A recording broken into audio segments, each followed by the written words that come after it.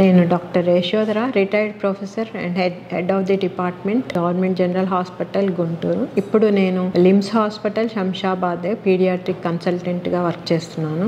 ఈరోజు మనము పుట్టిన వెంటనే పిల్లలకి బ్రెస్ట్ ఫీడింగ్, తల్లిపాలు అనేది వెంటనే ఇవ్వటం జరగాలి. డెలివరీ అయిన within few minutes we should put the baby to the breast, mother's breast. First few 1 or 2 days వచ్చే పాలని ముర్రు పాలు అంటారు.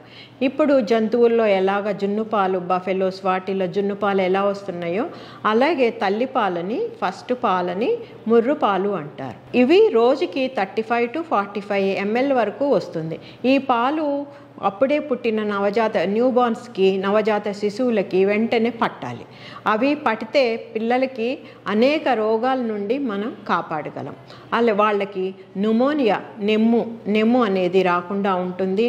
వామిటింగ్స్, విరోచనాలు, డయేరియా ఇవి కూడా మనము ప్రివెంట్ చేయవచ్చు. అవి మళ్ళీ ఫ్యూచర్లో కొన్ని డిసీజెస్ లైక్ ఒబిసిటీ కానీ, తర్వాత హార్ట్ అటాక్స్ కానీ, allergic diseases, dermatological allergic diseases నుంచి కానీ మనం వీళ్ళని కాపాడవచ్చు. తల్లిపాలు వల్ల ఇవ్వటం వలన ఈ అన్ని డిసీజెస్ నుంచి మనం కాపాడవచ్చు. సో ఈ ముర్రుపాలలో వ్యాధి నిరోధక శక్తి ఎక్కువగా ఉంటుంది.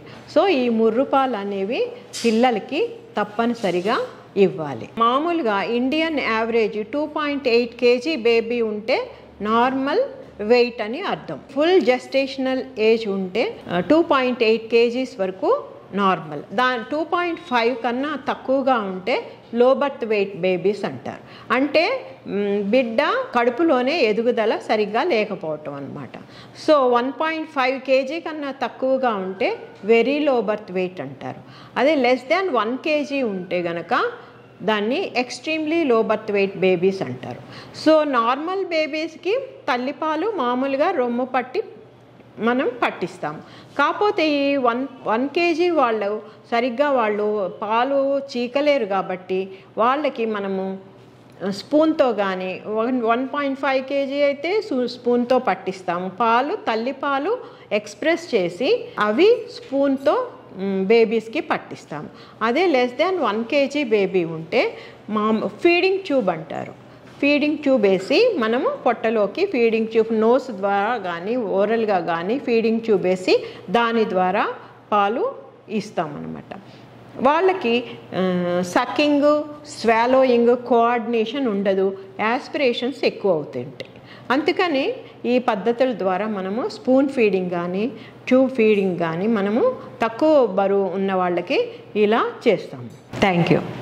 ఈ వీడియో కనుక మీకు నచ్చినట్లయితే లైక్ చేసి, షేర్ చేసి, కామెంట్ చేయండి. మా ఛానల్ని సబ్స్క్రైబ్ చేయడం మాత్రం మర్చిపోకండి. Thanks for watching.